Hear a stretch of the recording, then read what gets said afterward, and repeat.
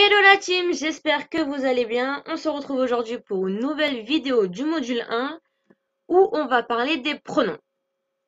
Alors, premièrement, on va voir la différence entre les pronoms et les adjectifs possessifs. Et ensuite, on va voir les pronoms personnels. Alors, premièrement, pronoms et adjectifs possessifs. Donc là, je vous ai fait un petit tableau des adjectifs possessifs. Donc en anglais et avec la traduction en français pour que ce soit plus clair pour vous. Donc en anglais, on a my, your, is, her, its, our, their. Et ensuite, vous avez la traduction en français. Et ensuite, on a les pronoms possessifs, donc qui sont mine, yours, his, hers, its, ours, theirs. Comme je vous l'ai dit dans la précédente vidéo, quand il y a un S en anglais, il faut bien le prononcer. C'est très important. D'accord? Parce que si vous ne prononcez pas le S, par exemple, vous voulez dire her, eh ben, on va penser que vous parlez de l'adjectif possessif et non du pronom possessif. D'accord? Donc, c'est très important de bien prononcer le S. D'accord?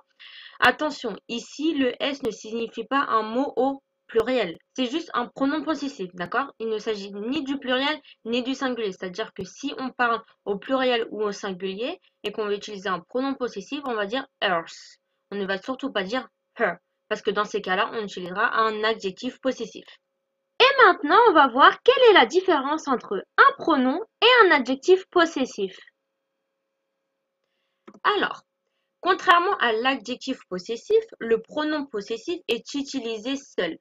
Il n'est jamais suivi d'un nom. Donc, pour rappel, un adjectif, c'est un mot qui détermine ou qualifie le substantif auquel il est joint. On ne terminera jamais une phrase avec un adjectif, d'accord? Il sera toujours suivi d'un nom. Alors qu'un pronom possessif peut très bien terminer une phrase. On peut très bien terminer une phrase par un pronom possessif, il n'y a aucun souci. Donc, je vais donner un exemple pour que ce soit plus clair. Donc là, j'ai utilisé la phrase Is it your book? Donc, qui veut dire est-ce ton livre? Donc, si je veux répondre en utilisant un pronom possessif, je vais dire Yes, it is mine. Oui, c'est le mien. D'accord? Donc là, je termine la phrase avec un pronom possessif, il n'y a aucun problème. Maintenant, je vais répondre avec un adjectif possessif. Donc, Yes, it is my book. Oui, c'est mon livre. Voilà. Donc là, j'ai utilisé l'adjectif possessif my. Et je l'ai fait suivre d'un nom, donc qui est book. D'accord? Je ne vais pas dire yes, it is mine. Oui, c'est mon. On ne peut pas dire ça, d'accord? Oui, c'est ton quoi? C'est ton livre, c'est ton ordinateur, c'est ton doudou, c'est ton quoi? C'est mon livre. Un adjectif est toujours suivi d'un nom.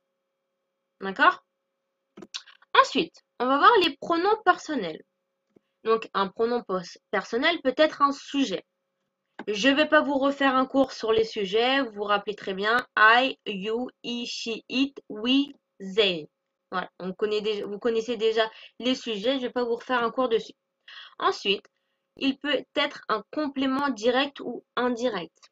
D'accord? Donc là, pareil, je vous ai fait un petit tableau avec les compléments directs ou indirects en français et la traduction en anglais. Donc en anglais, on a me, you, him pour masculin, her féminin, it pour un objet ou un animal, us, them. Alors, les pronoms, qu'ils soient sujets ou compléments, s'emploient pour remplacer un nom. Donc, au lieu de dire le nom de quelqu'un, on va le remplacer par un sujet ou un complément. Donc, un exemple, tell John that you are sorry. Donc, en français, dis à John que tu es désolé. Donc là, je vais remplacer John par un complément. Donc, tell him that you are sorry, qui veut dire dis-lui que tu es désolé. Donc, j'ai remplacé John par un complément. Donc, le complément qui est him. Ensuite, I want to help Veronica. Je veux aider Veronica. Donc là, pareil, Veronica, c'est le nom et on va le remplacer par un complément. I want to help her. Je veux l'aider. Donc là, dans cette phrase-là, le complément, c'est her. Le nom, c'est Veronica et je l'ai remplacé par le complément her. Voilà, donc ça, c'était une petite leçon très courte sur les pronoms personnels et les pronoms possessifs, mais c'était très important que vous sachiez ça.